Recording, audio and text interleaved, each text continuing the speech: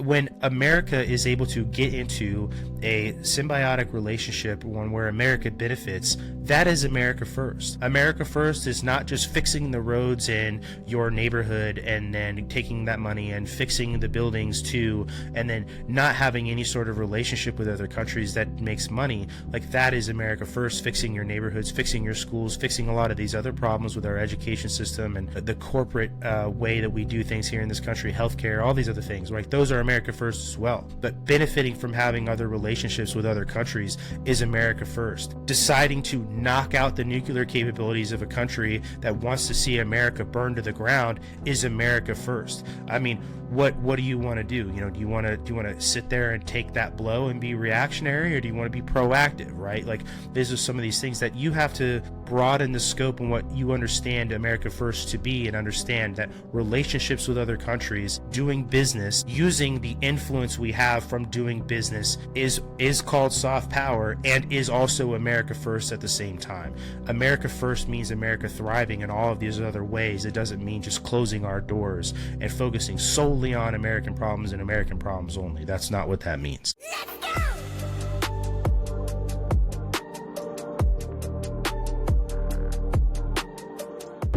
Welcome back to the show, everybody. You already know what it is. It's I Came With Fire podcast. We are a bridge in the divide, your source for educated opinion and objective truth. We try our best to put the good stuff out there, and we appreciate you guys following along. And while I'm talking about following, why don't you go ahead and click that follow button. If you're over on Rumble, a repost really helps this show out. But welcome in. We're going to have a big conversation tonight about American soft power. We're going to talk about not only soft power, but I want to have a conversation about America first. And I would like to have a conversation and really get into the differences I see and Chris sees forming in the camps, I guess, online, and then in the political sphere and political opinion we get from a lot of people. And we'll jump right in, but I want to give Chris the opportunity to give his little cuck brief. That way we can get out of the way and we can start talking. Chris? Yeah, and it is going to be important for this one too. For sure. But what's up, guys? My name is Chris. Of course, you know I'm a Green Beret medic, a husband, and a father. And I am legally required to tell you that any and all opinions that you hear on this channel are completely and totally those of the hosts and the guests. They do not represent the United States Army, the Department of Defense, or any other entity within the United States government. We've been disclaimed. We can now pass go and get $200. I think that's how the game works, right? That is how Monopoly works. You're right, and it's hopefully not Monopoly money and real money. But I just want to take the opportunity to say hello to a lot of the new followers out there. We've really blown up, if you could call it blown up, on YouTube, especially over the last couple weeks. A lot of you guys have found the Vegas episode that I did with our good buddy Aaron, and you guys have liked that, and we're going to do some more content in that area. So if you're new here and you're checking us out, stick around. We're going to do a lot of other cool content in that space. But we're going to get into, like I said, some things that I've noticed when it comes to America First, and have a conversation about soft power. Soft power has been a big topic since President Trump has come to power. It was a topic that was sort of coming onto the scene as well, and with a lot of people who you probably had never heard about talking about soft power before, specifically because of Elon Musk and Vivek Ramaswamy and Doge, right before Vivek found his way to exit stage left. But this really hit the talking space. Dude, in Ohio, man. I saw him today trying to recruit people to move to Ohio. I thought that was kind of funny. They're probably trying to up the population of normal people and people who aren't on drugs, right? No shame there, right, guys? No lost love between my Ohioans. Aaron, if you're listening, we don't mean any harm. But anyway, didn't mean it. But that is when a lot of people started talking about it, because one of the first things that Doge went after was USAID. And I think that a lot of people up front really misunderstood. I think it's funny to say this too, because part of the conversation we're going to have tonight is about semantics, and the use of the name USAID and USAID tends to get people conflicted about what it actually means, right? U.S. foreign aid is a tool of American soft power, and USAID was a way that the U.S. government used its soft power, or that was what we were told, right? And there is a lot of misinformation out there right now about USAID, mostly because the left has tried to keep it alive. obviously not everything is bad, but it is used as a cutout for a lot of other very bad things, and that's the problem with USAID.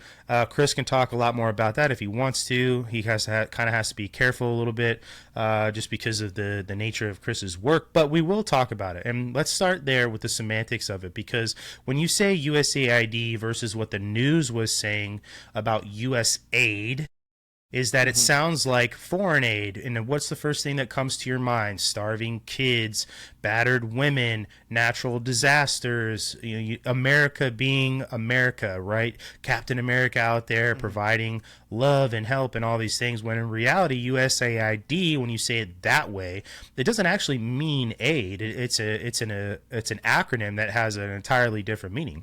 Yeah. No, 100%, right? And you're absolutely correct. The reason that they want it to be titled USA, USAID. See, I even have a hard time doing it because it's like I'm so used to saying it the other way. But they want it to be USAID because they want it to be almost synonymous with humanitarian aid, right? And so it wants you to conjure that. They want you to think about United States military dropping off bags of rice in Somalia in the early 90s, like that. That's what they want conjured, to your brain, and you absolutely nailed it. And then the other thing that I wanted to start with is by like defining terms. So it's like when we say soft power, right? Specifically, what we're talking about tonight is the ability for the United States to project force around the world, right? Without using military force, right? And so it's like, how do you persuade other countries and attract other countries to seeing things from the United States point of view, or, in moving in a way that is in best alignment with U.S. interests without resorting to using military force whatsoever. And that's really important, and I wanted to start there, is because when you say soft power, a lot of people are immediately going to think that we're only talking about like the humanitarian aid route, and they think we're talking about just dropping boatloads of money off in other countries, but that's not also the case either. So when I say anything other than military power, right, you also have your diplomatic means, which is underneath this. You have the intelligence community, which is a part of soft power projection. And then, of course, you have the economic side. So all three of those things together, or four when you add military back to it, if you guys have ever heard, they'll call that DIME, or that's, DIME. So diplomacy, intelligence, military, and economic means of projecting force around the world. And all of those things come together to basically form the backbone of United States foreign policy in general. Remove the military from it and everything else working in congruence, that is soft power. So I just wanted to start there, because there's a lot of other tools and methods that are available when we start talking about this, and we're eventually going to head to obviously like isolationism versus interventionalism, and that's where all this is going to wind up, because that's where the big debate is being had, specifically kind of on the right and in Trump's base. And so we are going to go there, and we're going to get into all the hairy details of it, but I just wanted to start by defining those terms up top so we could have that conversation. Very appropriate and necessary to do that, I think. And we should couch the USAID versus USAID piece for now, because we're definitely going to come back to it. Because to have soft power, we do have to have what most people think USAID is. We have to have people who go into other countries and position themselves in ways to influence those countries, right? But it has to be done in a different way, and it has to be done without this shadow funding, this shadow government that goes on with all of these NGOs that are not the CIA, but are the CIA, and some of these other things. And we can have that conversation, but we'll kind of push that aside for now, because what you hit on is the thing I would like to begin with. There seems to be this divide on Trump's half, I guess, of the political spectrum right now. So MAGA, obviously, 2016, 2020, Trump, Make America Great Again. The term America First wasn't really thrown around the way it is now during that period. America First is much older than just Trump, though a lot of people I think that it began with Trump, but it's not. That idea of America First goes back to for several decades at least, and it's existed and been around for a long time. So if your idea of America First is that it's tied to Trump, let us disabuse you of that right here and tell you it's much older than that. They were having a conversation very close to this in like 1911 in the lead up to World War One. Correct. It was very close to this, and back then it was the same, like, hey, America first. But yeah, I just wanted to put a punctuation on that because you're absolutely No, you're right. And it's funny you say that because a lot of the things we're going to talk about tonight have a lot to do with that specific period of time and the politics that were going on. We're talking about an America that's coming out of the Gilded Age, going into this age of globalism and industrialization that America, eventually would lead after World War II was over, and this 70 years basically of being the sole man at the top, so to speak, is sort of waning in a bit. And that's, I think, why so many people look at the term America First and cling to it so much and see it sort of as a ray of hope. But let's talk about last year specifically, right? The term America First, I think, brought in a lot of people who would not have otherwise probably voted for Donald Trump. Now, there's a lot of other things that are out there about why people weren't going to vote for Kamala Harris. Obviously, the failures of the Biden presidency, if that's your perspective, the fact that Kamala Harris was just thrown out in front of the left and said this is who you should vote for without even having a primary or giving those people an option. Yeah. Absolutely. And then you watched all of these other politicians and people who have been, have held positions of power like RFK or Tulsi Gabbard and some of these other influencers, even online, started pushing people toward Donald Trump because the tint of political ideology was a lot bigger than the tint of liberal left, modern left ideology going on, right? Well, this looks like a place where I can go where my idea isn't going to be stifled, and this seems to be the actual John Stuart Mill marketplace of ideas over here.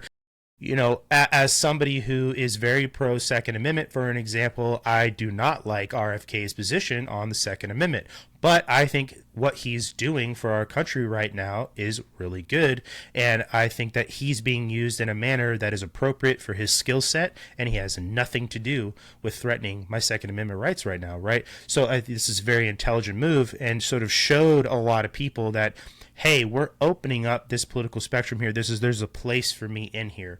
And America First was a part of that, okay? And the reason why I'm talking about this is because I think very much so that people looked at America First and said, well, some people said, well, that means we're going to solely prioritize the problems that we have here in the United States. And what that came to be for that group of people was an isolationist view of America. So Fortress America is what I'm going to call that, okay? And then there were the other part of that group who looked at America First and said, we're going to prioritize the problems we have in this country because we need to fix the problems we have in this country. But that does not mean that America's involvement in commerce and the global economy is going to go away. What we're going to do is make smarter decisions, spend more of our money at home to fix the problems that we definitely have here at home, and find smarter ways to involve ourselves in the global economy and try to fix some of these issues that we definitely have, especially coming out of 20 years of the global war on terror. Okay?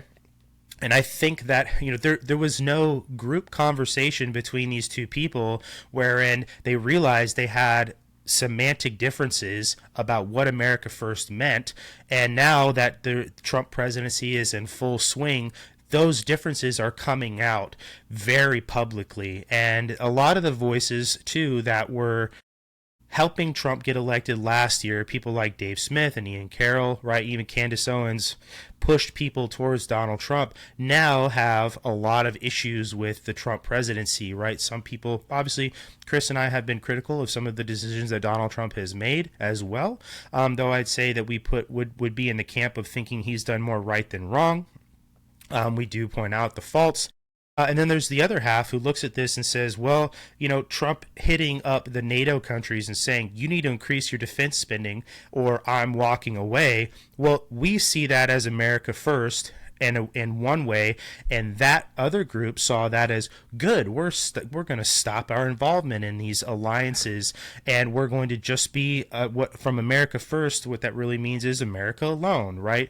And Chris and I had this conversation, and do have it often that what Trump is doing in a situation, just to keep rolling with his example, is saying, hey, you need to be an ally worth standing up next to. And if you don't start pulling your weight, then I'm going to stop pulling you along. And that's what he was doing, not necessarily threatening completely to leave a major alliance that we really do prop up and hold up. Trump is daddy. I don't know if you saw that today. That was pretty funny. Govern me harder, daddy. Govern me harder, daddy. Yeah.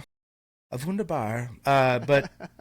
But so that's an mustache ride. I do. I think that's a good example, though, because we're talking about U.S. involvement. NATO obviously implies military, essentially, but all of those countries that are in NATO, we have, diplomacy and commerce relationships, economic relations with heavily, and leaving an alliance like NATO would do a lot of damage to those relationships too, right? Which was a complaint, especially the left had when Trump was throwing around this idea of leaving and pulling out of NATO completely. And I will keep bringing this example up because I think it really proves the point I'm trying to make here. We've had this conversation with other people who make content along the same lines as we do, and someone floated the idea of removing every military installation around the world that the United States has, and we had a respectful disagreement over that in that conversation, and I thought it was a healthy conversation. And it provided Chris and I an opportunity to talk about military power and military projection and learn somebody up on some of those things. But the point I'm trying to make is I think that those semantic differences are now coming home to roost, and some people thought that what they were getting was an isolationist government, and the other half knew that they weren't getting an isolationist government, and they're arguing about it. And we can sort of break down a lot of these things. I think it would be really, really good to break down these differences and get to the heart of it, of why Chris and I think agree on this, that isolationism is not a good thing, because isolationism not only gives the people who want to see America harmed the opportunity to do so in a much more unmitigated fashion, but it also erodes all of the framework that America has created through soft power, through military might, and would create these power vacuums that America's soft power must fill, or somebody will fill. This is the way vacuums work, right? Physics, humans, struggle, all of that. A vacuum will be filled when given the opportunity to. So I think that's a good way to sort of break that down. I don't know. What do you think? Do you think I hit that well enough? What would you add? Dude, you were cooking, and I didn't see a reason to knock you off of your game by any means. I really appreciate how you started by talking about the two different groups and the semantic overload that America First really gave, because I wanted to go back and point out that it's not just the left that does it. Like this is a political game that gets played all the time, and there's a reason campaigns are just broken down into little slogans like that can be semantically overloaded by people, because then it's like, well, that sounds vaguely patriotic, so me being a patriotic person, having military service in my background and coming from the Midwest, I'm going to apply a certain lens to it. While say somebody from like the Bronx, right, is going to take a look at that and vote for a socialist. And maybe apply something else to it entirely, like voting just for a straight up socialist, right? So that's really important to understand, and that's why, I think that it's important that we suss this out and we really kind of come to a definition of it. It's incredibly important because, as we've been saying for a long time, if America First as a movement, because MAGA has kind of run its course, you can't always be making America great again. At a certain point, you're going to have to say, okay, we've begun the work, right? Like that would kind of be like the right's version of the left's, like the issue's never the issue is always the revolution. So I always have to be coming up with an issue to fight, so revolution can keep happening. So we can't let MAGA become that by any means, right? And so I think America First is the logical next step of that. It's like, hey, and so this is what we're going to define as a party and as a larger coalition, because as the left continues to push left, and we jokingly talked about this Mamdani character from Uganda that just won the Democratic primary in New York. Like, the left is pushing more left. They can't help it. They're caught in a doom spiral right now of their own making, that they only can continue to rejuvenate their base and get it out to vote if they continue to push more left and become more progressive. And that's the loop that they're stuck in. And so it's giving the right an opportunity of opening up and being a much larger coalition, right, of a lot of wider and different ideas.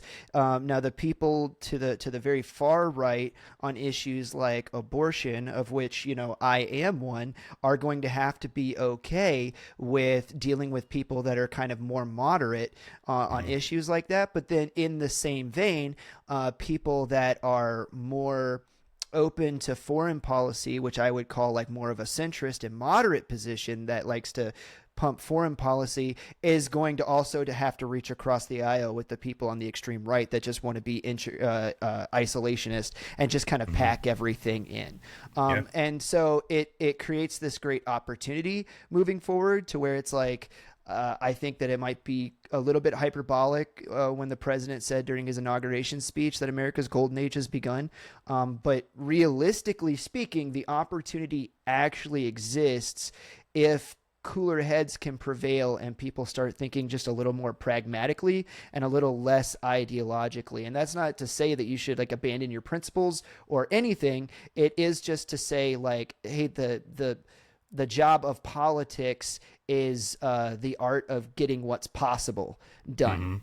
And so sometimes you have to eat that elephant a little bite at a time, right? And so and you take little chunks out of it as you go until next thing you know, hey, the ship has turned ideologically to the right. Now America is becoming more conservative again because you kept getting what was possible done little bits at a time, right, as we went. So that's where I think we're at, and that's why I think having this conversation is incredibly important. I would say that a good place to move to next would be to talk about why you and I think that isolationism is not necessarily a good stance to have, like as a pure stance.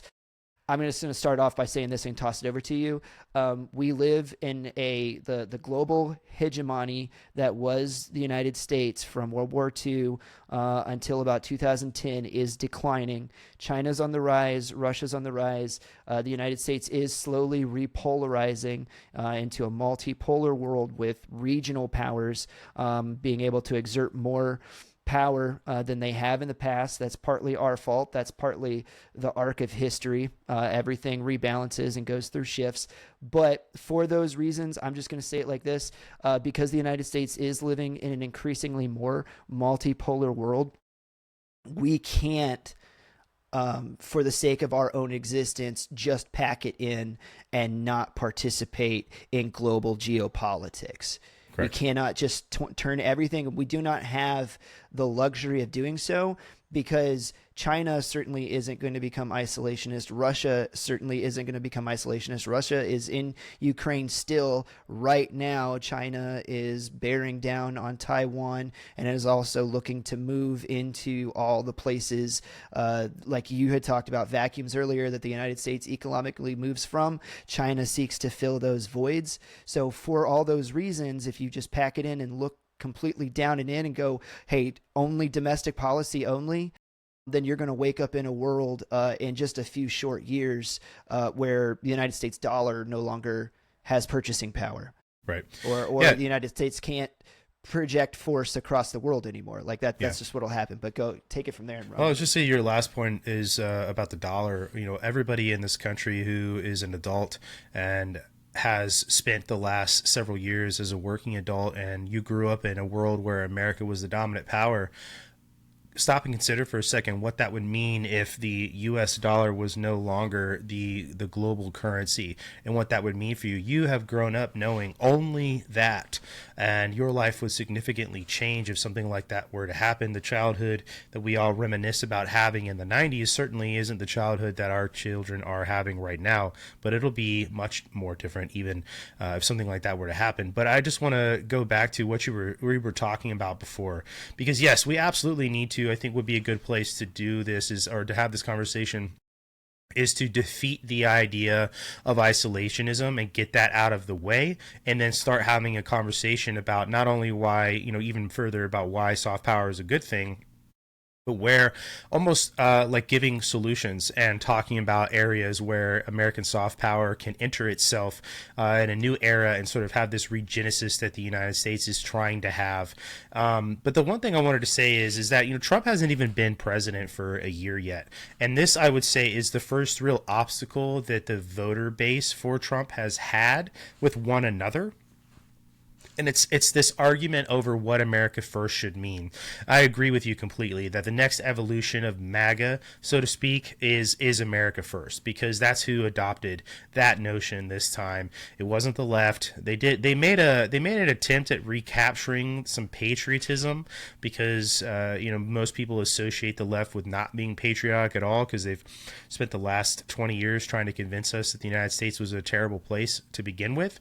I thought that was really interesting that they tried to readopt things, symbolism like the American flag and all of that over the last year, but it just came off as very disingenuous, because it's a complete departure from everything they've been saying. But the right adopted this idea of America first, and this is the first real obstacle that we've come to, I think, as a voter base of people who understand that we're not going to put up with this notion that America is just this terrible place, and that it needs to be torn down completely without a plan to replace it with something better, which I think is a lot of this really far left aggressive politics that you were talking about before, is basically just destroy it, and whatever is left is whatever's left. It'll be these Marxist ideas that the freedoms and rights you enjoy this country allowed you to have here, but you won't have any sort of different thought when these policies you want to come into place do come into place, if they do come into place. But so to having that part of the conversation, just saying, that is a dangerous aspect of this, and why I think a lot of people that are in the middle are sick and tired of it and aren't going to put up with it anymore. They're looking for something different. I think a lot of those people were like, what, you're right, we need to acknowledge the faults of the United States, but they were ready to say, yep, chattel slavery was bad, yep, Jim Crow was bad, yep, all this debt trap economy that we did to all these countries in the Central South America were really, really bad. Everything that happened in Vietnam was really bad. We're ready to say this and recognize the villains in American history, and move on. And like you said about having to, keep the revolution going, there's this part of the country who's still trying to do that, and they've lost their center-left voter base, and those people, I think, have moved into this America First piece. I think something else really interesting is happening too for all of the examples that you just gave. And if you specifically start at like World War II, and then you come current with a lot of that, right, is the left is always pointing at it's the dirty capitalistic system that is keeping people poor, right, or however that argument goes. And I think that a lot of mainstream people in the middle are looking at those arguments, and for a while the idea was like, well, yeah, you're right. I feel bad. I don't like seeing people poor and drug addicted and homeless, like, well, I think that we should do stuff about things like that. You know what I mean? Because most people are good, common, decent people. And then as you start going through a lot of those other examples that you were giving, right, of like, hey, it's like, hey, now we're looking at the Vietnam conflict, and then post that, now we're looking at growing drug rates in our inner cities, and then now we're looking at the rise of like joblessness, and like people are looking at all this stuff, and then all of a sudden we go into GWAT, right? Now we're doing that for 20 years, and people are looking around. I think a lot of people, and this also is part argument for my growing coalition theory on the right, that a lot of the people are looking at this and all of a sudden they notice, because the tent got so big, that now they're standing next to people that they haven't politically like stood next to in quite a while. 30 And then years. and we're having conversations where all of a sudden we're looking at each other and we're like, no, I didn't like that either. You didn't like that too? No, Right. I No, wasn't it's for been that one of either. the- So wait, who was doing that the whole time then? Yeah, it's one of the healthiest things I think that happened to our country, because it did open up discourse lanes again. Yeah. And that's why I'm saying that this far left of progressivism that's gone on, the brand of politics that people like AOC or Ilhan Omar or this fucking dude out there in New York City they are no longer getting the ear of the people they used to get the ear of. And I think a lot of the ideologues, and there's always going to be those ideologues, but a lot of people who would have chosen ideology over pragmatism, like you were talking about before, have walked away from it, because these are people who do love the United States, and we love it for different reasons, but they don't want to see it be destroyed with people who have no idea what the fuck they're doing, if I could quote President Trump. And they don't want it to dwindle away. They love this place just like we do, and maybe it's in a different way, but this is why I say that it's almost a good thing that this conversation is happening now rather than 3 years from now, when we're a year away from the election. Okay. Every time something happens around the world, the United States is going to be expected to have a response in one way, shape, or form. Okay. And I think people are really tired with that response being military. Okay. And, that's also why we're having this conversation, to also sort of flesh out what soft power needs to look like in a way that supports the idea of a regenesis in the American global framework, with America sitting at the top, not next to China, not next to Russia, but America is still sitting at the top, and finding a better way to sell the American brand. But this is an opportunity for everybody who was America first or is America first to come together and recognize that we have to come up with consensus on agreeing what this means to move forward and keep the America First agenda alive. There has to be online podcasts like this, talking to your neighbors, right? An agreement that, okay, well, we have to come to terms of what America First means. That is one of the biggest problems we have in our country, is nobody can get along politically anymore. The news, I think, is a big proponent of why we can't do that. I think that, a lot of this sort of peer pressure and guilt from other people is why people can't do that. But now is one of the greatest opportunities Americans have to sort of squash some of these differences. Like Chris said, standing next to people you wouldn't have agreed with, or wouldn't have at least publicly stated you agreed with, even though you may have, but wouldn't say it publicly, and decide what America First is going to mean. And Chris and I's suggestion to that group of people, trying to understand, trying to determine, well, what does America's power need to look like moving forward? That version of the United States cannot be isolationist United States, okay? That it's almost funny. There's this paradox that people are trying to solve in their mind of wanting the United States to be this preeminent power around the world. They like American primacy, but they also want to have this America that stays home and doesn't get involved and spends money only in our own country, and does things to only make the United States a better place, right? Mm-hmm. And you can't really have those things, right? There cannot be American primacy with Fortress America, where we close our doors to the world, only focus on healing our wounds, and onshore every bit of business and all this, and global trade is kept to a minimum, and immigration is totally cut off, and all of these things that would happen under a totally isolationist movement. You can't have I'm for pretty much a moratorium on immigration right now, but that's just to choose out like one of those tiny issues on all the big thing that you were saying. But yeah, I mean, we should have a conversation about that, because maybe we semantically don't understand one another. But the point I'm getting at then is people have to understand that if you want, and I think that side does, American primacy, and there's people that probably don't care about it, okay, even though it's like one of these things is like, hey, listen, I know what you want more than you probably know what you want, and that may sound arrogant, but I'm going to tell you right now, most people that enjoy their lickies and chewies and the fact that they can just go home and be fat and watch Netflix, you have no idea what you're talking about, if you say you don't enjoy primacy. But anyway, that's a whole separate conversation. And I would say to you to quantify this in your mind when you're wondering about American isolationism and enjoying American primacy, that the way to do that is to revamp the way that the United States conducts itself when it conducts itself in a soft power way. And that you're right, not everything needs to be that big stick, okay, that we talk about so much in American history from Teddy Roosevelt. We have to find better ways of getting the American brand around the world and getting people to want to work with us, not because they're afraid of what may happen, but because they know that it is the most beneficial way for them to come up in the world, and that the symbiosis that they can establish with the United States is going to benefit both places. And that's where this conversation about soft power is going to come in. But let's continue defeating the idea of isolationism. I have some historical references I'd like to make as well. I see you chomping at the bit, but yeah, go ahead. I just wanted to make a really quick point to go along with exactly what you were saying. We all just watched that bomber mission on Iranian nuclear sites just recently to Correct. this conversation. Some people thought it was the greatest thing since sliced cheese. Some people absolutely didn't like it at all, and they were screaming no new wars.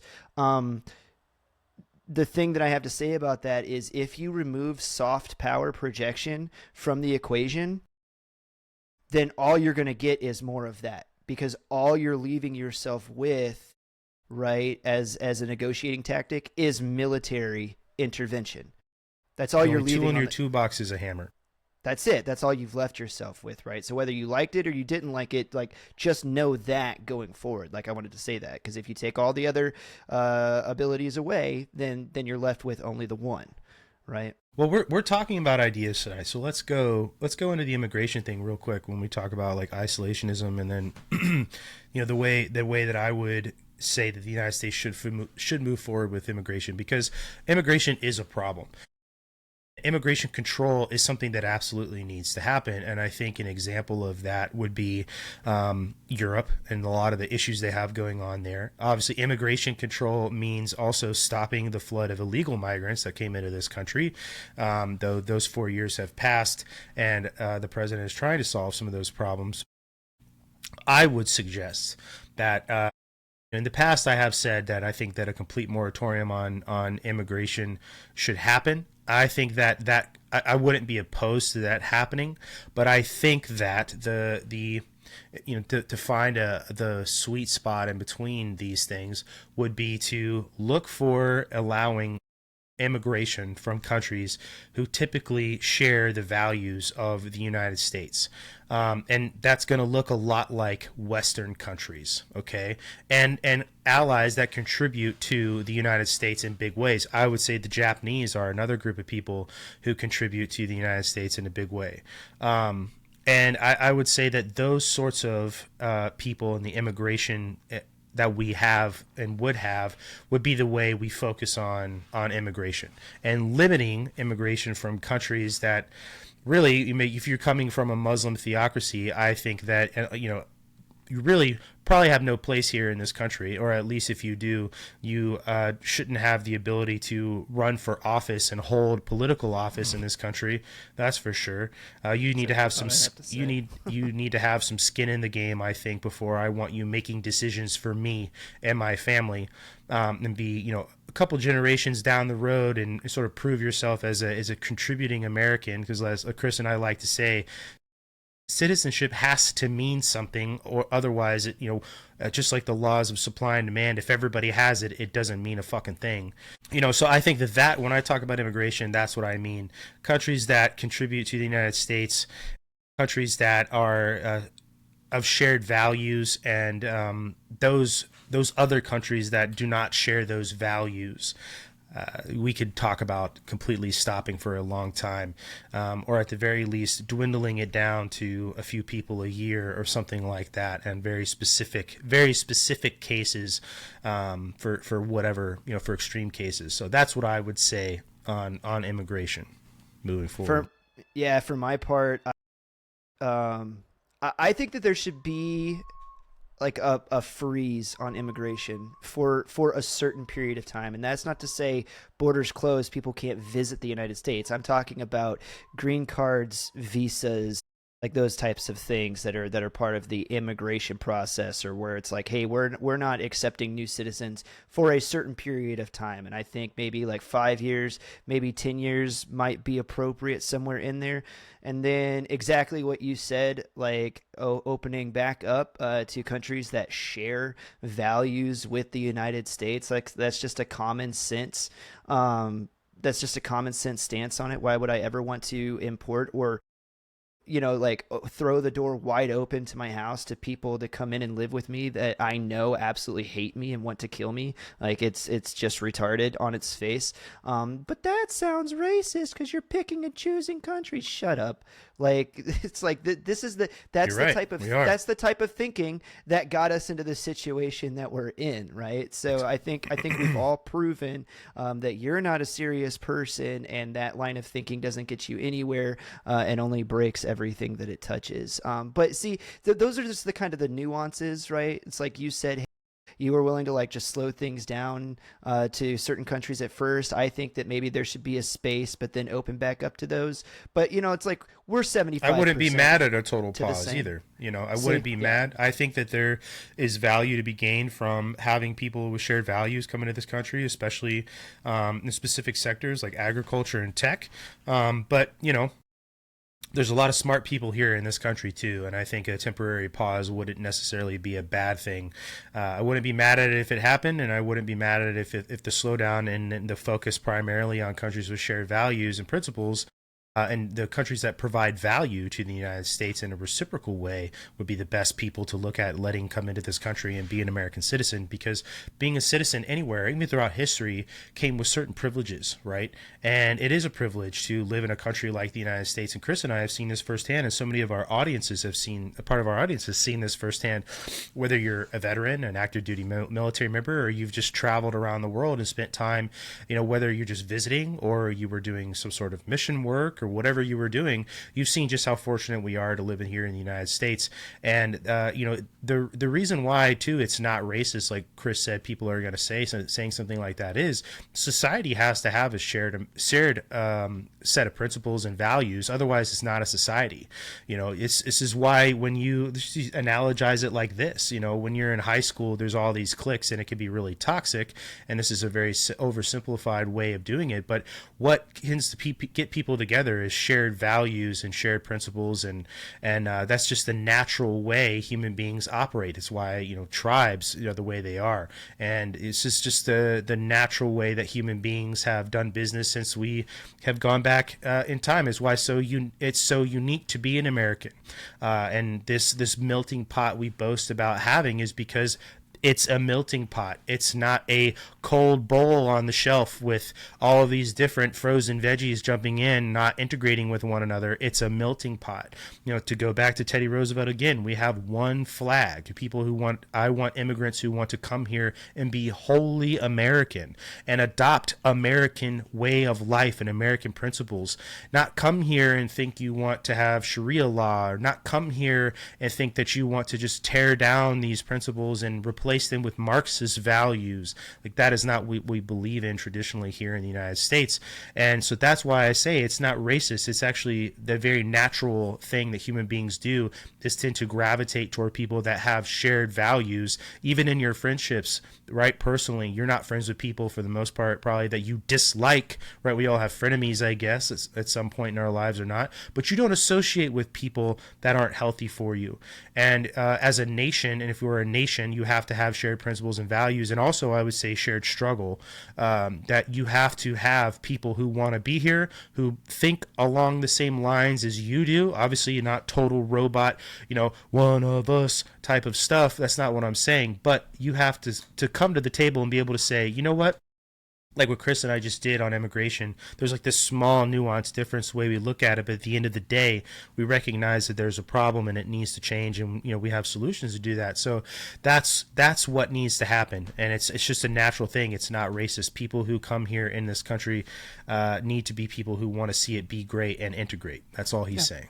Yeah, the modern progressive view, right, is that everything needs to be equally easy for everybody to achieve, right? The idea of saying, that this would cause somebody to recoil, this thing that you and I are talking about picking and choosing countries that we share the closest values with, and saying, hey, that's who we're going to accept immigrants from. And they're like, but shouldn't it be equally easy for everybody from the entire world to get here? No, that's absolutely asinine on its face. It wasn't easy for our founding fathers to sail across the sea from England to get here. It was incredibly hard for them, as it was hard for the immigrants of the early 1900s and and the 1920s. It was hard for them to get here. Their life was certainly not easy, right? And so, no, it's only been a modern notion where we say, like, hey, everybody has to have equal access to the United States. And that's absolutely stupid. Physically, not everybody in the world can occupy the United States. Like, it just can't happen. Just like not everybody in the world can occupy Afghanistan. And I'm not trying to go there, to be in Afghanistan. And so for that reason, no, I think if you were to actually look at it and look at it objectively and really actually apply some critical thinking, you would say, no, I think that it should be difficult for people to immigrate to the United States, because then people that are going to try to do a thing that is difficult, first of all, they need to want to do that thing. They're going to have perseverance to do that thing. And then on the other side, they're going to appreciate what they've achieved, right, what they've gained that much more, because it was difficult for them to do it. And that's one of the reasons that through the bulk of history, immigrants to the United States have been appreciative to become Americans, because it was hard to obtain. Now it's easy to obtain, and people just come here to take. And that's one of the, that's one of the, again, the reason we got ourselves into this situation was from thinking like that. So no, I think it should be difficult again. Yeah, I agree with you. And the last thing I'll say about it is the United States is not obligated to self-destruct just because you think that everybody has a place here. And this is just something that isn't going to happen, and we're not going to let it happen. So the other thing, too, keep talking about isolationism. If we stop involving ourselves in the affairs of other countries, and when I say that, I don't mean like meddling and nation building. What I'm talking about is commerce, okay? We decide we're going to cut off countries from certain things, and we're going to do it solely here at home, and we're not going to have a relationship where we export to other countries, and there are relationships where we benefit with one another. Okay, those other countries are going to go to a place like China, or they're going to go to maybe Russia, right, for whatever that they need. And all that's going to do is feed into the development of that country. And we just quickly say about China, I mean, I don't think anybody in the United States wants to live under an authoritarian police state, which is exactly what the people who live in China live under. And like I said, going back to even the people I think that want isolationism enjoy American primacy, if you don't have an America that has allies and has relationships with those allies and does business with them and helps build those countries up, and they help build us up by purchasing our goods and sharing our values, and those countries are going to go other places. Those countries are not going to we can't expect those other countries to just say, okay, well, America is not here anymore, I guess we're just going to go and shut down and lock down and become isolationists too. They're going to participate in the global economy, and they're going to go where they know they can go to make money and to develop their economy and to bring in services and goods that they can't develop there in their countries. And all that's going to do is make the United States weaker. And this is a problem that we've seen in the past, where the United States has basically locked down and not included other countries in what we've done. And the foreign policy aspect of it and the way that we projected power has been devastating. And deciding to stay completely and totally out of the affairs of the world is something that, I mean, even to a point, is contrarian to some of the things that our founding fathers have said, like George Washington, right? Not involving ourselves in the affairs of other countries, right? But this is something that we have to make space for in our modern age, this global age we're in. I'm not saying globalism. I'm talking about supply chains and logistics. Down. Yeah, it's not what I'm saying. But what I am saying is that if we don't have American soft power, and part of that being the economic prowess that the United States has, and that President Trump is trying to rebuild by onshoring and securing all of this money into different sectors, especially tech, right here in the United States, and make this the place that everybody wants to come for commerce. That is America first. Okay, when America is able to get into a symbiotic relationship, one where America benefits, that is America first. America first is not just fixing the roads in your neighborhood and then taking that money and fixing the buildings too, and then not having any sort of relationship with other countries that makes money. Like, that is America first, fixing your neighborhoods, fixing your schools, fixing a lot of these other problems with our education system and the corporate way that we do things here in this country, healthcare, all these other things, right? Those are America first as well. But benefiting from having other relationships with other countries is America first. Deciding to knock out the nuclear capabilities of a country that wants to see America burn to the ground is America first. I mean, what do you want to do? Do you want to sit there and take that blow and be reactionary, or do you want to be proactive, right? Like, these are some of these things that you have to broaden the scope and what you understand America first to be, and understand that relationships with other countries, doing business, using the influence we have from doing business is called soft power, and is also America first at the same time. America first means America thriving in all of these other ways. It doesn't mean just closing our doors and focusing solely on American problems and American problems only. That's not what that means.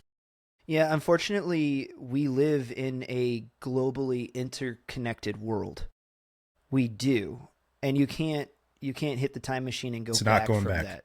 And it's not going to go back. And so, yeah, the more that you leave vacuums, like he said, not to beat the dead horse, but the more another country is going to fill them. And some of those countries have stated, their stated goal is to subvert the United States and to see the United States weakened on the global stage. And so, if you just throw your hands up in the air and walk away, then you're practically begging them to do the thing that they already said that they want to do. I would also like to point out the situation in Ukraine and go back and look at what actually caused that situation to develop to the way that we see it today. I mean, that goes all the way back to 2014, and that was Obama era policy, where they basically said that they weren't going to defend. Now, I'm not saying that the United States, please understand my argument here. I am not saying that the United States should have put boots in the ground in Ukraine to defend Ukrainian territory or whatever, right?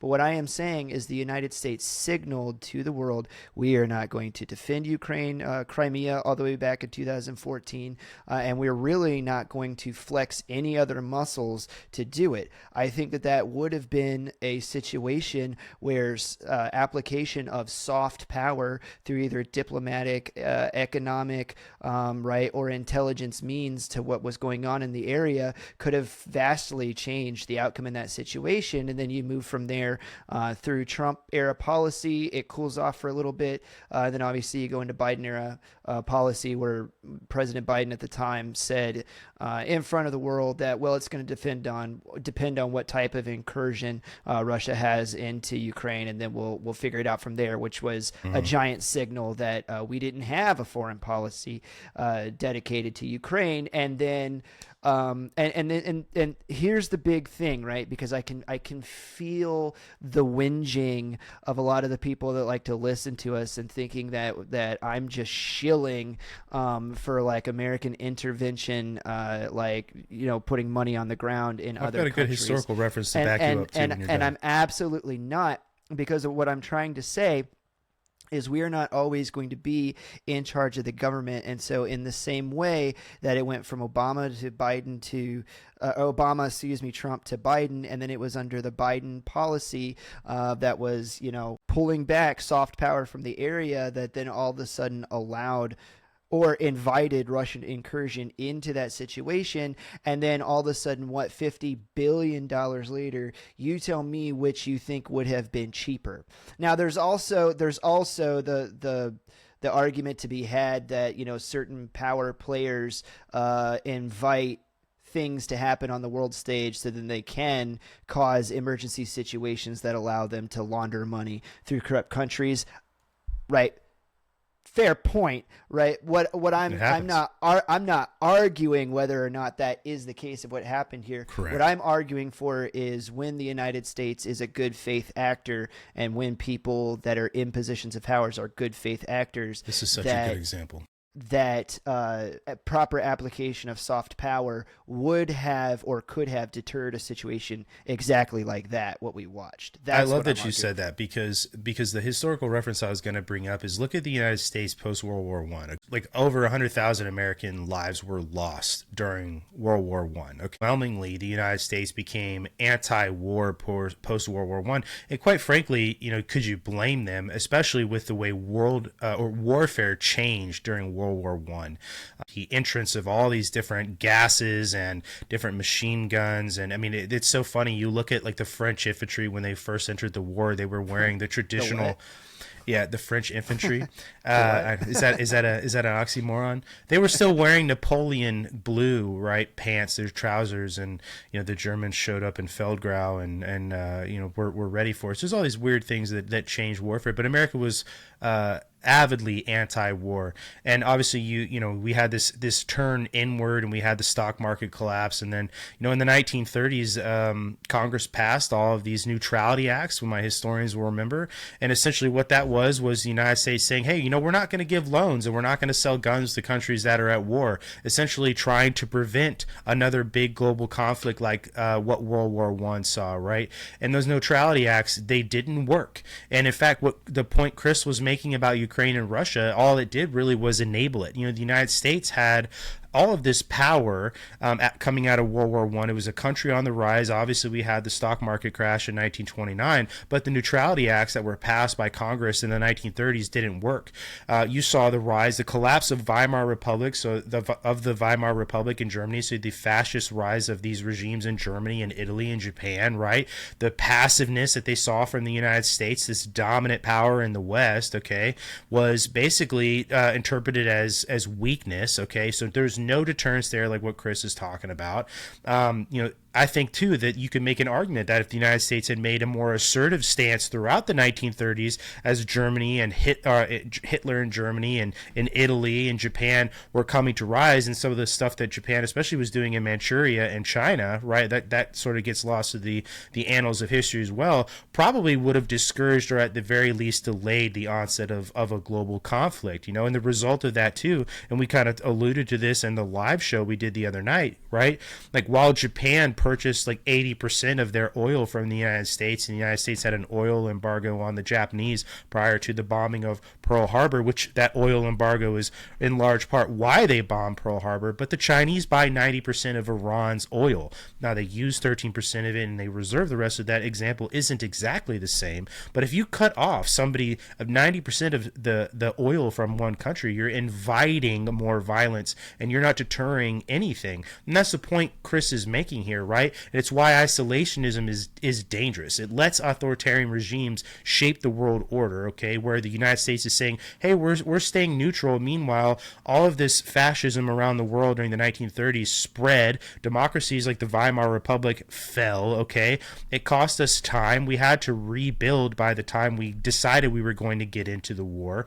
So basically, the way I view this and the way I think people should view this is that being isolationist is strategically naive. You don't understand the way human beings think, The world economy and military technology have already made global isolationism impossible. Just the presence of the internet makes global isolationism impossible. So it is strategically naive to think that that's going to happen. And Chris's example is very cogent. The United States, by being the United States and exerting its soft power and the threat of American military might, deters a lot of problems. You say this phrase like peace through strength. Well, airstrikes and all these other things may not always solve problems, but I'll tell you right now, I know that the threat of violence will prevent and has prevented a lot of other violence that didn't happen from happening. And that's just simply understanding, what deterrence means and human beings. But so this idea of American isolationism here in our modern age may seem noble or have noble intentions because you're trying to solve problems at home, but really in reality, by not being isolationists, we're just avoiding unnecessary bloodshed. And this is just one of those things where when Chris and I say a strong America and an America leading the world is a better world for everybody. Yeah, I love that last point too, because let's just say that the people who are isolationists get everything that they want, right? And America completely shrinks back from the world stage. We're not projecting force, military capability, or any of the like. And then, a country like China then starts exerting its power onto the world because they have a foreign policy just like we have a foreign policy, and so does every other country, right? It is an American or a Western ideal, at least in a post-war consensus, a post-conflict consensus of World War II. It is a Western ideal, right, that we allow other cultures and other countries to remain being other cultures and other countries. Yeah, that is a well said. uniquely American ideal, right? In the post-World War I, right, we didn't hold on to any territory. Borders didn't change. World War II, borders didn't change. We didn't hold on to anything. Middle East, Israel gets created in 1949. I know somebody's going to point that out, but largely, right, the United States has, we don't go take over other countries and then hold their borders. Now, we have certain agreements with countries, right, in order to maintain military properties, but those are agreements that we have with those countries, right? Those are SOFA agreements, status of forces agreements. We didn't take over that territory militarily, seize and hold it, right? So it's an important distinction that we're making. Go ask here. the Germans about the Fulda Gap and why the U.S. Army has such a large presence there in the heartland of Germany. Not to mention all of the ways that the American presence in the military installations around the world in countries like Germany or Japan or the UK prop up the local economies of those countries. I'll tell you right now, if you could snap and poof every military installation around the world gone tomorrow, the local economies in those countries would collapse. They would be missed. The amount of money that Americans spend in other countries.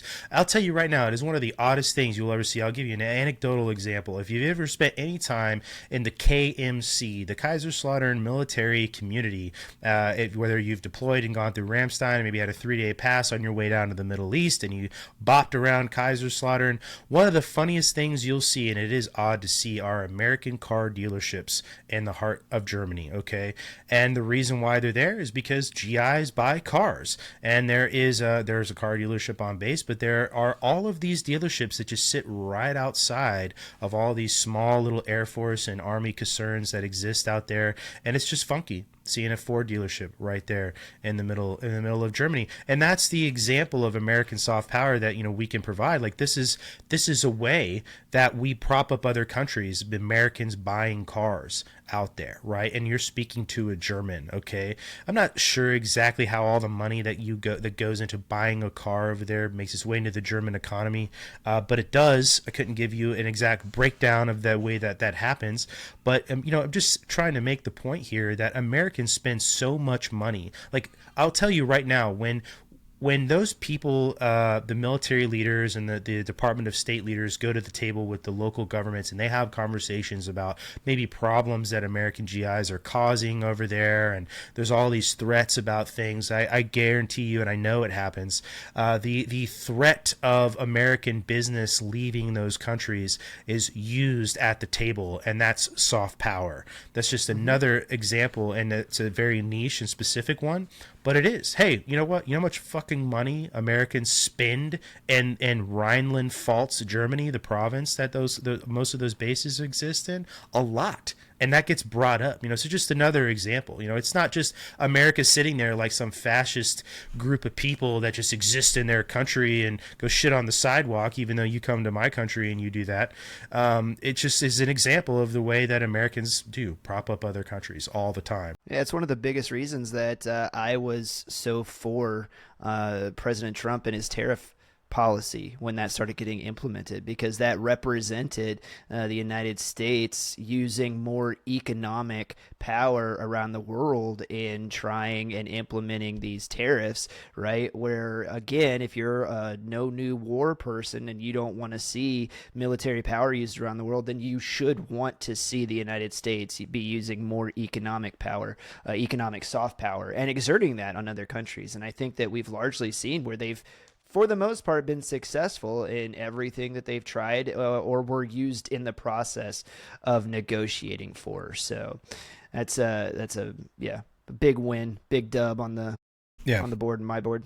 Well, I think that giving these examples of, especially with the neutrality acts and just the way the United States not being involved in the world prior to World War II is a very good example. And then, the examples you gave with Russia and Ukraine about why isolationism is stupid.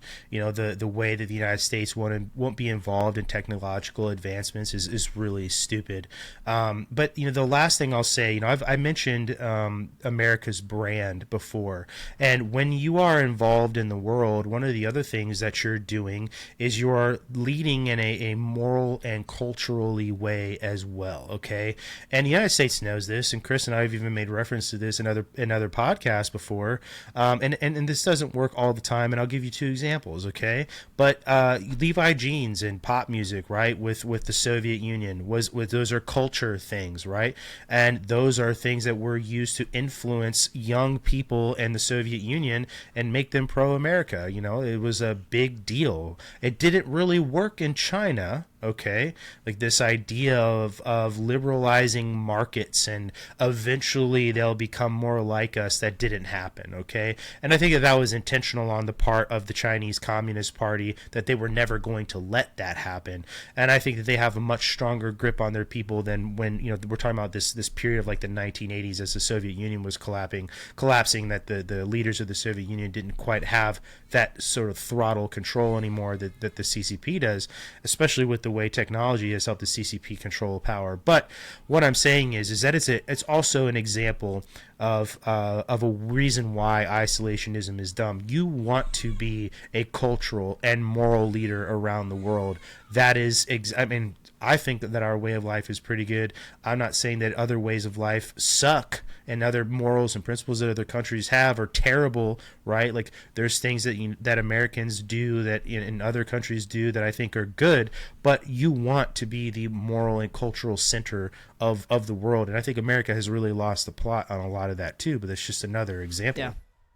And my final point on the whole isolationism bit, and this is more of a, hey, this is the situation we find ourselves in, and I don't necessarily like it, but this is the way that it is, and so we're going to have to come up with a way to work this out. But because this is the way that it is, right, we can't afford to become isolationist. And what I'm going to say about that is because the United States dollar is a fiat currency, and by I mean that it doesn't have anything that's physical gold or silver that backs it up.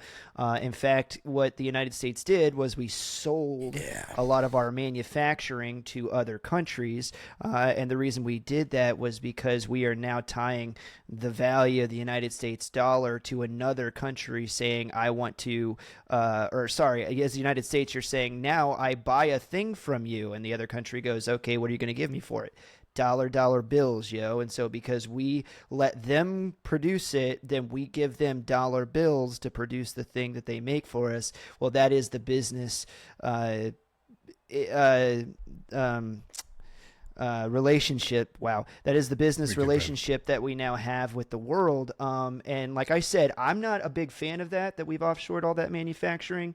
But that is what the United States Bring it home. dollar bill is now based on. And so if you want your dollar to remain the world reserve currency, which is the thing that's propping it up and why it is the world's reserve currency, even though it's a fiat currency, like that's what's allowing that to be maintained right now. So if you become completely isolationist, you're going to have to move a shit ton of manufacturing home as well, because you're saying like, I don't want manufacturing offshore the United States, pack everything in. Well, if you do that, then other countries are going to start trading in the yuan or the rupee or the ruble or the yen, just start inserting, because they're going to start galactic credits, doll hairs, like whatever. Yeah. But yeah. They will. That is what's happening, and they're already trying to do that. BRICS was already trying to move in on that. So if you give them that amount of economic space, they're going to jump on it with 2 feet. So yeah, no, I agree completely. I hope I explained that correctly, or like well enough. Mm-hmm. No, I think you absolutely explained that well enough. The thing that you were talking about as well, when it comes to global involvement and global trade, you know what, Chris, I'm going to pause right here for a second. I totally had it went right out of my fucking brain. Nice. I don't remember what I was going to fucking say.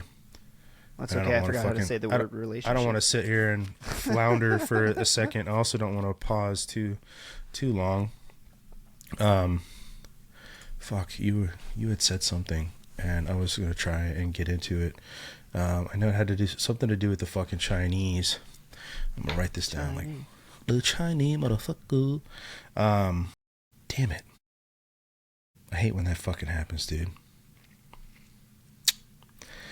Let's talk through it fast. You were talking about, I was talking about the moral and cultural leadership.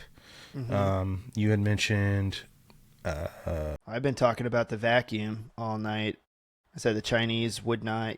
On the moral and cultural leadership point, I made the statement that it's a uniquely Western ideal to allow cultures to remain, right? Countries and cultures, like the Chinese will absolutely try to take other countries over, for lack of a more intelligent way to say it, that's dumbing it down. Yeah. No, I talked about the world's reserve currency. Yeah, then I started thinking about Fort Knox, and that being backed up. You said something about fiat currency, and that's not backed up by anything. Yeah, it's not backed up by gold. Other countries need to. I talked about offshoring manufacturing. Yep, and I said that we should. Oh, that's what I was going to. Okay, there it is. That's where I lost the thought. All right, give me a second. No, yeah, I agree completely with what you were saying, man. And to your point about isolationism and manufacturing, but I don't have a problem as well with other countries developing things that we purchase from them, especially if we're providing them the resources to build factories and things like that in their country. And I'm not talking about everything. I'm not talking about the level at which we are seeing today. That's not what I'm talking about. The majority of American manufacturing should come from the United States and be American jobs. And when I say American jobs, I mean jobs that are paying people a livable wage, and you can go to work in a factory and do whatever it is you're doing there and still raise a family. That's what I'm talking about. But to get into soft power, right? If we go into a country like Mexico or Ecuador or wherever, and we're going to help them rebuild a broken economy and that has all these problems, and we want to exercise the ideas of, let's just say, the Monroe Doctrine and take care of this hemisphere of the world, which is something that America said it was going to do, American primacy in this half of the world, then one of the things you would do is help develop the commerce in that country by giving those people the opportunity to start making things you're going to purchase from them, because in the end of the day, you're making an investment, and that investment is paying off in dividends to you by having those businesses in those countries. And by no means is it a point of failure to where whatever widget you're asking Ecuador to make for you is now the only country that you're purchasing that widget from, which is one of the biggest problems we have with semiconductors in Taiwan, because essentially all of those are made in one country, which is why the idea of World War III comes up every time we talk about China invading Taiwan, because they would control the means of production, basically over 99% of what happens there and what the United States and every other modern country needs. But that's how you build up other countries. You involve them in what happens economically, commercially. When I say commercial, I mean commerce, right? You go into these countries, you look at the examples we've talked about, like with John Perkins, the Confessions of an Economic Hitman, going into these countries and essentially saying, well, here's all this money that we know you can never pay back, and I'm going to lie to you about the economic benefit that's going to come to your country. Well, the United States has done that for a long time, and other countries are wise to those plans that the United States has carried out in those countries over decades, which is why so many of those countries turn to the Chinese to do business with them, and why when you look at trading partners that the United States has around the world, even in the last 10 years, that number has fallen drastically and has been picked up, that slack been picked up by the Chinese in our own backyard, especially in Africa, right? That Belt and Road Initiative that we've talked about so many times on this podcast, they are going around and exercising. That's a form of Chinese soft power, right? It is not military might that they are exercising around the world. It's building these relationships. Now, we've had the conversation as well about why those relationships that the Chinese have built with those countries have basically been built on lies as well, right? The example of the Coca Dam there in South America. There's a massive railway in Africa that has been a failure, basically deemed one. A lot of the money that's been promised hasn't happened. So there's all these examples. But poppy fields in Afghanistan. Poppy fields in Afghanistan. One. Yeah, absolutely. We talked about that a bit with John Kiriakou on that episode. Great one. Hey, hit the follow button, by the way, if you're still listening. Hey. But going into countries and doing what we say and having a real relationship with those countries and helping out those countries by not fucking them over, by not strapping them with so much debt that they can never repay it, right? Obviously, there has to be, when the person who's taking the most risk, it needs to be the person who takes home the most reward. That is just the natural way business should be done, okay? You're paid off, because at the end of the day, if that bigger risk is a failure, you incur the majority of the cost of that failure. So the reward needs to be the same. So yes, there's going to be those relationships where America benefits greatly from them, but at the same time, it's not shackling countries with insurmountable amounts of debt, and to pay that debt off, we go in and level mountains and take resources out of it and just leave nothing in our wake. That can't be the way we do business anymore, and that is the way that the United States has done business for a long time. And I encourage people to go read John's book, Confessions of an Economic Hitman, and learn a lot about that stuff. It's actually pretty wild. And it's why countries today don't trust the brand of American soft power, because of the way we've done business in those countries and why they've abandoned us for a nation like China. Yeah, two places that I see, at least from my vantage point, that it seems like it's being done right. Greenland, right? It looks like that deal is being conducted above board so far, from what I can see, again, from my vantage point. And then us working that deal for rare earths in Ukraine. Right? Absolutely. Because it's like, but to Brandon's point about whoever takes, the most amount of risk, well, in this instance, right, the risk physically was on the Ukrainian people, but, that's the Russia invaded, that's where it's going on. Financially, the burden was completely and totally on us, right? So it is 100%. Time to recoup costs from all the money that we dumped over there. The United States invested a lot of money, like we should and absolutely need to, get a return on investment. And sorry, the hopes and dreams and warm smiles of the Ukrainian people on a sunny day, I can't put that in my pocket. So you accept smiles only from one small tiny group of people, and even then. Right. I'm talking about my wife and kids. Exactly. Oh yeah. No, I got you. No, I think that's very very good point. And I'll say this, we've sort of created this environment, whether directly or indirectly, as Americans, the United States, our government, foreign policy, where now American soft power has to compete with the Chinese soft power. And that's an unfortunate truth that I think a lot of people don't want to acknowledge. I think that it is, you can make a better argument that America's military, I know, is a much better military than the Chinese military. But soft power, the Chinese, I would say, are leading in a lot of areas. And it's because of the way the United States has handled itself and the focus we've had solely on nation building, especially during 20 years of the global war on terror. And so I say that you can't have a conversation about soft power without talking about the competition that's going to come with the Belt and Road Initiative. And basically, it boils down to the simple fact that you have to offer those countries something better than what they're already being offered.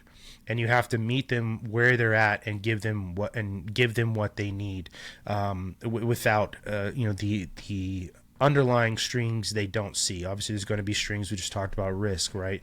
But you have to offer them better than what they're already being offered, and that's just what has to happen if you're going to talk about winning over some of these nations that have now essentially sold their futures to the Chinese, because the Chinese have come into their countries and built ports and airports and railways and hospitals and schools and all these things. And the Chinese have a lifelong lease on those buildings. And at any point, the Chinese military could come in and say, "Hey, we're at war globally, and we need this hospital in Kenya." And now this hospital full of Kenyans is now going to be taken over and be used for triage for military members of the People's Liberation Army. And that's just what's going to happen. And they've made those deals and brokered them with those countries. So we have to offer those nations better deals than they've already been given. And that's something I think the United States is in the position to do. And that's not to say that every ounce of every resource we have has to go into fighting the BRI, but what resources we can use to fight should absolutely be used to fight it, because we do have those problems. We have to find a balance between exercising foreign power and soft power and still taking care of the problems we have at home. Because let's face it, you can't exert power somewhere else if you can't even take care of your problems at home. If your house is built on a weak foundation or a damaged foundation, it will eventually collapse. And that's exactly sort of what we're looking at here with the United States, which is why I think that isolationism thing appeals to so many people. But I think Chris and I did a pretty good way arguing why that is not a good idea. But it sounds simple, but I think that is really what it boils down to. Offering a better way of doing business and proving it over time, because this relationships and establishing American soft power in a new way of Americans projecting soft power is going to take time, but that time is an investment that is well spent, because it will return benefits to the United States if it's done right. Yeah, and I want to point out too that we're having what is considered a strategic level conversation, because we're talking about policies and arguing for what one is better than the other. Don't get in the comments and light us up talking about how it's going to get done on the ground at a tactical level, and well, yes, we understand that countries have lots of corrupt actors inside of them and Obviously. dishonest businessmen down on the ground level. Of course, I've done this for a job in my past at the ground level. I've seen the failures of what happens at that specific level all the time. That although can be good points, we're talking strategic level, 30,000 foot view, and whether or not the policy is good. That's a completely other conversation to have about, okay, hey, we are going to practice it now at the ground level. How are we going to pull it off, right? And there are Correct. professionals out there that's all they do on the ground, and we can have a conversation about that in the future if you guys are interested in it. But I do just want to make sure that we keep, it's hey, we're up here just so you guys know. We're not stupid. We know how things work at the ground. We've both been there, right? So no, yeah, exactly. I mean, that's what we're saying, man. We're having these bird's eye view conversations because that's the only real way that we can have them. Chris and I aren't involved in the decision making procedures of the way these things that we're talking about would get carried out should they happen, right? We understand that everything is nuanced, but just saying in general that offering a better solution than an enemy is offering, that that's a good idea on its face in generality. Exactly. It might be a good idea. I think that might even be a decent segue into going back to the conversation we couched at the beginning about the difference between U.S. foreign aid and USAID, and why the face of American aid needs to change from whatever the fuck was going on with USAID and what USAID actually is and should look like. And I think this is probably an arena you're probably going to have the most insight in, Chris, to talk about a suggestion, don't have to take it, talking about what USAID is and why, and the way I think that they carried out business that is unhealthy and bad for America's brand around. Yeah, sure. I want to say this really quick, and then I'll get back to your point that it is okay. And I just want to say it now so I don't lose the thought completely and never get to it before we get out of here. It is okay to say, like, as an administration, hey, the very first thing, my first priority on the administration is going to be domestic policy issue. And then after that is going to be insert, I don't know. And then down here, foreign policy is going to be the thing that if I rack and stack 1, 2, 3, it's domestic policy first, then foreign policy, right? That is okay to say, right? And the reason I point that out is because a lot of you guys are going to try to get wrapped around the axle of, because we're talking about isolationism versus interventionism so much tonight. And I just want to say that it is okay, right, to say that you're going to rack and stack domestic policy stuff before you do foreign policy stuff, right? Because that's what your administration is going to be focused on. What I'm arguing for, and I'm going to put a stamp on it now, is that you don't get the luxury, you just don't live in a world where it's possible to say, I'm not going to have a foreign policy stance whatsoever because I'm packing everything in and we're doing isolationism. I just wanted to say that in the main thing, but it's okay, right, to say like, hey, foreign policy is down here. I'm focusing on domestic policy stuff first. And I think for a lot of the America First people, like that's what they would prefer to see when they say, hey, we've got problems here in America we need to take care of, versus like, I care more about this than I care about insert other countries' problems. I completely understand that sentiment 100%, right? And I think the way Agreed. to go about dealing that is say, hey, yeah, we're going to deal with domestic issues first. However, that doesn't mean that you can just not have a foreign policy stance or not practice foreign policy at all. It has to be there. Like, are you not part of this world, right? Is what Tolkien would say, and that quote is actually appropriate there. All right, so getting back to your question about USAID versus foreign aid, right? So USAID stands for the United States Agency for International Development, and it was developed as an organization, and the reason they used international development is because they were just to spearhead and carry out any foreign aid, but again, we're trying not to use the word aid, any foreign policy, like non-military project that would further U.S. policies in another country around the world, right? And so places where that looked good and people kind of remember it from, I referenced earlier, like dropping off bags of rice in Somalia, building huts and sustainable water projects in Africa. Like these are very, very good things that people like to see. Providing humanitarian relief and disaster aid in Puerto Rico after storms, and in Haiti, right, after tropical storms hit, right? Those are things that we like to see. The problem is that yes, they used that word and they branded it as USAID so that everything that you think that they do is in aid. Oh, people are in need, so they're going and they're providing aid. But it wasn't aid, it was international development.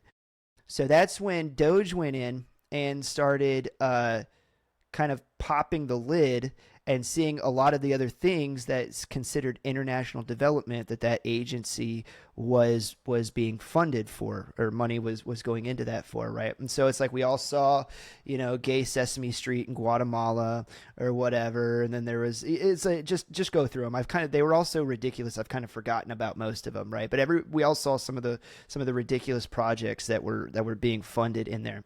And then the other thing about USAID is that in the same vein that there's a certain three-letter agency that always introduces itself as like, oh, I work for the State Department, and they like using State Department as, plausible cover so much, is because the State Department, because of being the guise of diplomacy, has personnel and embassies in almost every country in the world.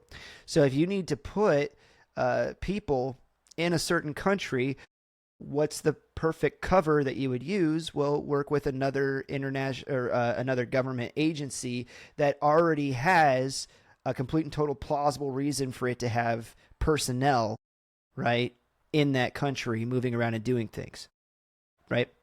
So in that same vein, USAID is not just working and flying planes to all these countries in the world almost nonstop because of doing international development, but they're also moving huge amounts of material, right? They're moving construction equipment. They're moving bags of concrete, like anything you can think of, giant boxes of clothes. Like they're flying this stuff around the world daggone near constantly. And then because they're doing that, they're also picking up checks from countries and moving money all around the world, because a lot of times stuff is procured on the local economy rather than shipping it in. And so it's like the USAID personnel have to be in that country, and they're handling the exchanging of money between U.S. government personnel and local national personnel for the exchange of goods for whatever the project is. And so that would also be very useful to you if you were, again, of a certain three-letter agency, that this country is already exchanging funds and moving material all around the world, daggone near constantly. And so for a lot of those reasons, we were reporting on it back when Doge was going big. We were actually talking about it before Doge ever happened. But then Doge popped it off and made it popular. And then we kind of continued to help describe it for you guys about just how that shady side of the government works. But I mean, to boil it down and make it super simple, I mean, it is just money laundering. That's all it is. Correct. But you're just hiding the exchange of funds underneath parts, ledgers in the book where they're buried inside of accounts that are set aside for legitimate things. Well, and can I just say real fast too, like a lot of what you're talking. That's why I shot across the bow. Yeah, a lot of what you're talking about is exactly why any good that really came out of it never came to fruition, or the good intention behind it never came to fruition, because it was so caught up in the bureaucracy going on behind the scenes because of all the other shit you're talking about, that whatever good intention that it was trying to project, or the good that was going on the ground, just never happened at the level that it was intended to, or just never was anything more than just lip service. You know what I mean? And I think too that the perception that a lot of people in other countries had was that USAID was essentially charity, and it's not meant to be charity. It has to align with American interests and the local sovereignty. Otherwise, it is just charity. But I mean, like USAID went around conducting business in a way that it was the whole hearts and minds thing, building schools, some schools, building clinics and things like that, but not the infrastructure the way that the Chinese are building infrastructure. When you're showing up and building power grids and railways and ports and all this other stuff, like that's not a humanitarian gap. It's strategic failure on the US's behalf. And foreign aid too can't just be about like the optics that USAID focused on so much. It has to serve sort of as like this geopolitical chess move. It has to be targeted. It has to be swift. It can't be bureaucratic like what we were just talking about, and tied directly to an outcome. And then that outcome has to be exhibited as a success, whether that outcome is a global supply chain secure, whether it's some sort of tech alignment or now artificial intelligence, whether it's debt transparency, all of these things. Like, it has to be used as a way for the United States to prop up as a win, and USAID was not good about it. Yeah, those outcomes need to be identifiable, right? They need to be nameable. They need to be quantifiable, right? Both in time and in like whatever, this many people helped, like whatever your other metrics are, but identifiable and quantifiable. Like, they have to be when you go in and you're using. Now we're going to talk about humanitarian aid. If you're going to use humanitarian aid or soft power to affect an outcome, you need to be able to come back to the American people with it and go, like, that's exactly what you got for. Correct. Here's the receipts. That needs to happen, and that is a point that I think a lot of people agree with, no matter what side of the political aisle you're on. But dude, it's not the 1990s anymore, where the United States can go around. I'm not saying they should have gone around, but where the United States can go around and brazenly behave the way that it did, knowing that nobody could do anything about it, and it didn't have to compete with other countries and could get away with all the shenanigans that it was getting away with. Whatever the modern or this America First version of soft power is, it has to compete with the autocratic influence of countries like China and Russia. It's not just competing with fixing poverty as it was advertised. Like, now you have to compete with other large countries, and it means that you have to stop with gestures, and has to look more like hard assets. Like I said, supply chain, digital infrastructure, defending trade corridors, defense guarantees, things like that. Like, it's just kind of what it has to look like, and it ties back to the point we were making is of transparency and proving how it's paying dividends for Americans in a way that isn't just, hey, on paper this is how it's paying you back, but Americans have to feel that benefit as well, and make sure that Americans feel that benefit. And again, this is like this 50,000 foot view we're talking about, right? We're not getting into the minutia of how this will happen. We're talking about as if Chris and I were kings for a day, and could change these things and make them happen that way. But I think just the policy, the focus of aid, American aid and American soft power, has to be tangible. It has to be transparent and proven to be beneficial to the American people, not just the American government. Let me make that distinction very clear. And it has to focus on ways that are actually bringing countries into the first world and the modern age. Like I said, securing supply chains. Supply chain diversity is a part of securing those supply chains. We can't have single points of failure. COVID pointed that out very succinctly. Digital infrastructure, the world needs it, and it ties into everything else we're talking about. And defense guarantees. That is something that's just going to have to happen. And people now moving into this America First group, this group that doesn't understand what defense guarantees mean, I think you just have to warm up to this idea. And I know that sounds like a very it's not something you want to hear maybe, but it is just facts, and you can't have all of this stuff.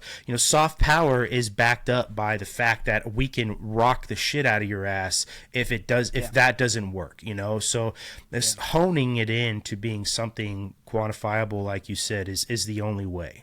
Yeah, and I think a lot of people are going to think, too, that we're trying to... If you've made it this long, first of all, in the episode, congratulations. If you did get mad and shut it off, right? Like, if you did get mad and shut it off, shame on you, because these are the types of hard conversations that we like to have, so that, it's like you can actually challenge your worldview, maybe learn something new.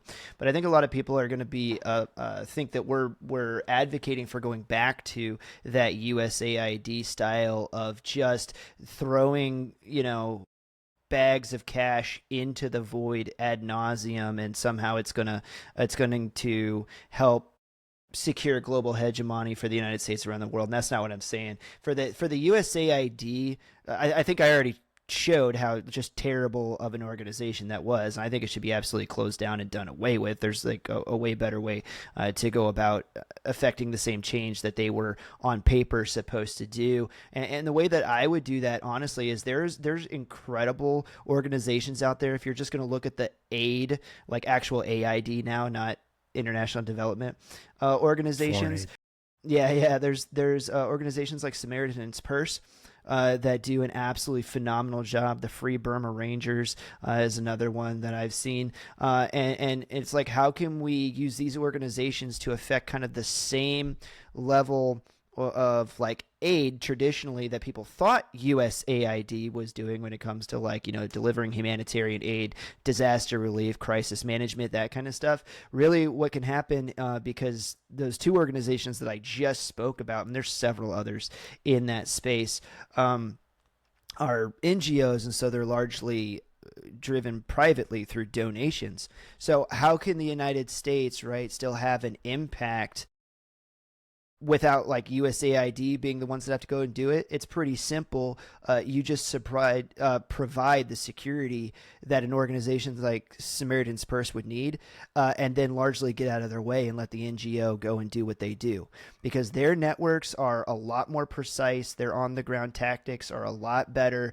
They are beholden to the people that donate money to them. They're stakeholders, right? And so because of all that, they have to be much more precise in their daily operations, and they have to provide receipts, right, for how they're spending people's money. And so because of that, as long as the United States provides them, hey, security and space to go do operation, which would be just a little bit of an application of military power to get the juice out of this squeeze, then just using Samaritan's Purse is like a one micro example. They go in, we make sure that nobody touches them while they're there, and for like pennies on the dollar of what USAID would have been doing, those guys will have way more on the ground.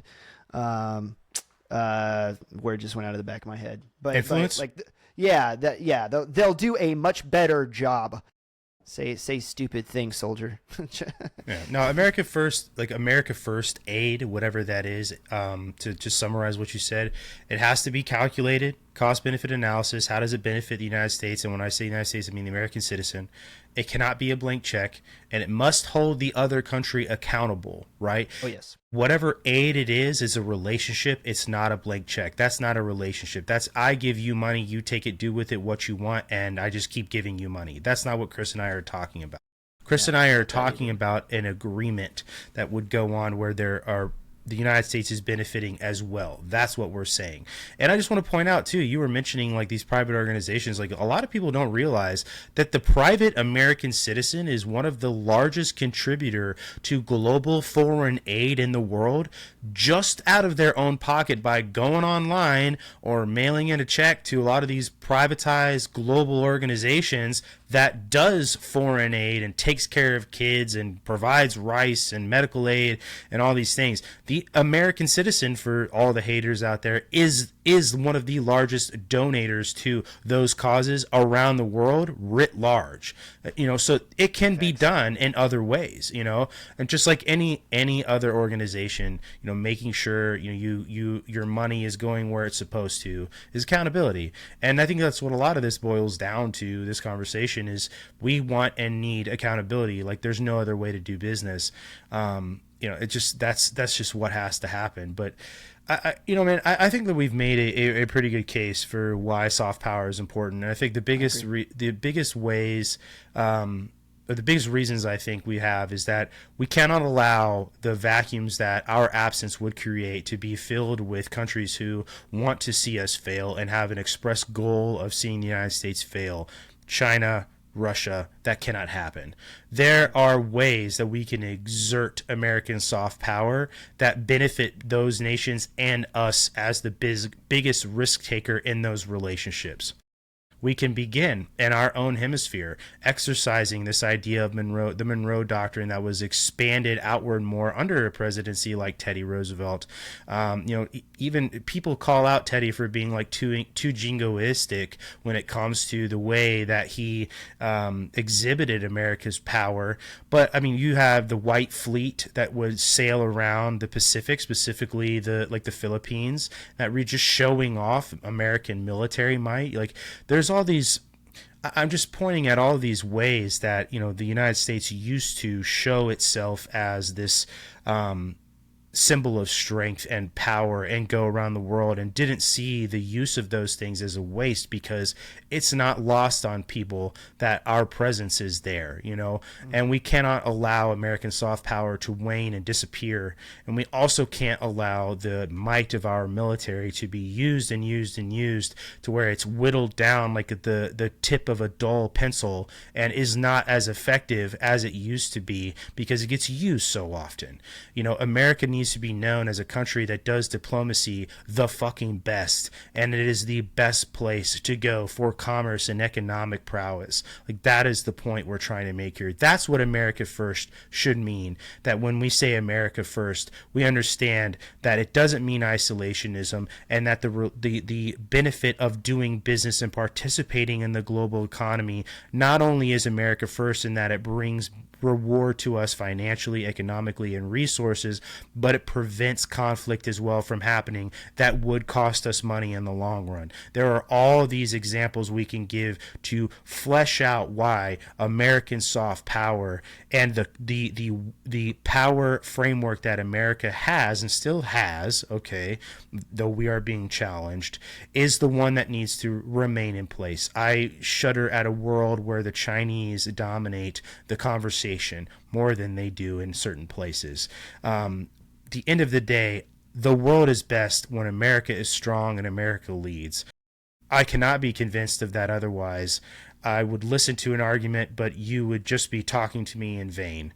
I think all of the examples Chris and I have given, and the capabilities and the tools that the United States has, on top of the great people that live here in this country that are demanding a better version of this country, are the foundation and skeletal framework of that golden age of America that Trump is talking about, that we can do. And I think enough people, if they could come to the semantic consensus on what America First must mean, and that it can't mean isolationism, and move forward from there and demand the accountability that we're talking about, demand the actual beneficial relationships we're talking about commercially and economically and financially, and combating a lot of these things that, like, really the only opponent we have that is a peer is China and the BRI and BRICS. And I say this all the time, and I think, I'm pretty sure it was Victor Hugo who said that nobody can kill an idea whose time has come. And this is our one opportunity before that idea of BRICS and the BRI and a Chinese century takes hold, to reassert ourselves and have an American regenesis. And soft power is the vehicle for doing that. I couldn't agree with you more, man. And I think that we have shown tonight, like, socially, objectively, economically, and even morally and ethically, why using soft power is a necessary way to conduct ourselves as a nation. Completely agree, man. I'll just say this real fast as sort of a teaser. Chris and I have said it before on some of the live shows, but I have recently gotten to the end of a policy paper that Chris and I have talked about quite a bit. I've done a lot of work and research and pumped a lot of my time into it.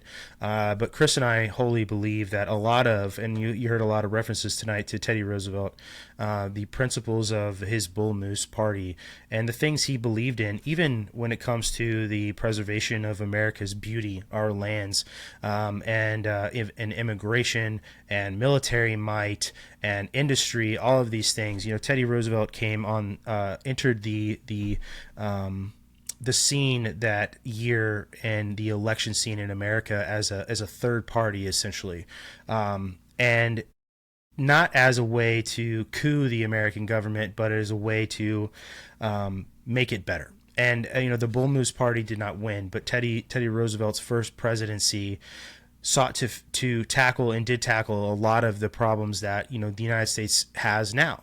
Trying to rein in trust busting, right? Trying to rein in the rampant corporate greed that was going on in the United States at the time, which we can all agree is a problem today. The expansion of American might around the world. Teddy Roosevelt had a hand in expanding that. We talked about that today.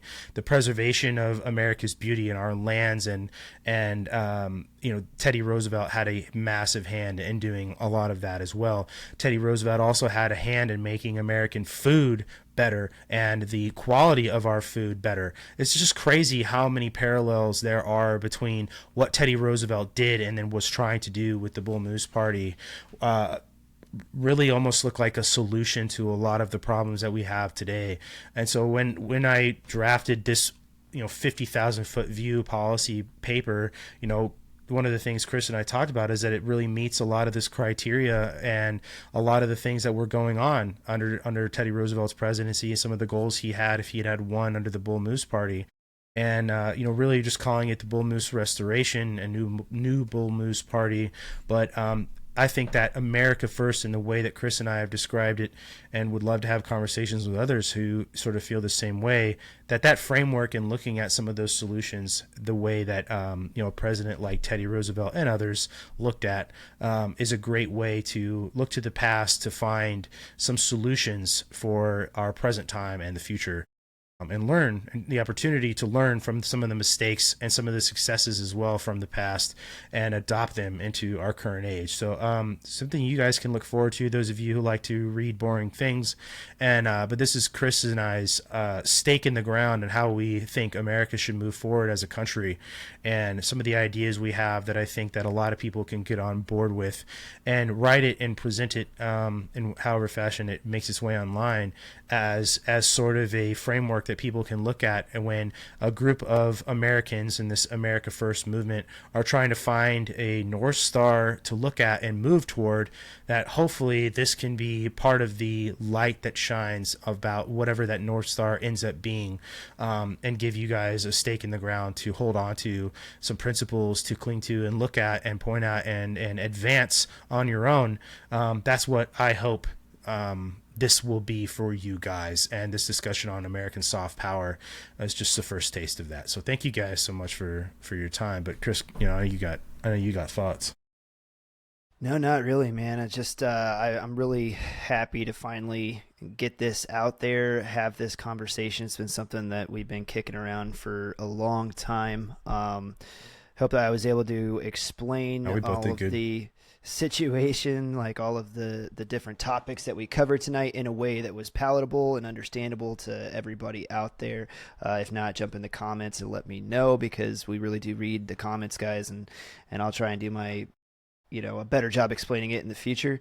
But yeah, fantastic conversation. I'm glad that we got to have it tonight. That's all I got, man. Yeah, no, hell yeah. Hey guys, thank you guys so much for listening. Like Chris and I like to say, like, this show is where you guys can come for educated opinion, right? Not everything we say here is going to be completely, totally right. We are just human beings, just like everybody else. And but we do our best to provide you the objective truth, and often through the lens, whatever we say is through the lens of our educated opinion, because we do spend the time to look and understand things before we talk to you about them. So if you're new here, I would implore you to click that follow button, because it's free. And then also to go to the show notes, because one of the best ways to support us is by supporting our sponsors. And we appreciate you guys' time. Hit that follow button. Help us help you by providing more fun and interesting conversations. And I'll tease it real quick for those of you who did make it to the end of this episode. This podcast is going to start heading into a slightly different direction here pretty soon, and I think you guys will really, really enjoy it. So without further ado, we appreciate your time, and we will catch you on the next episode.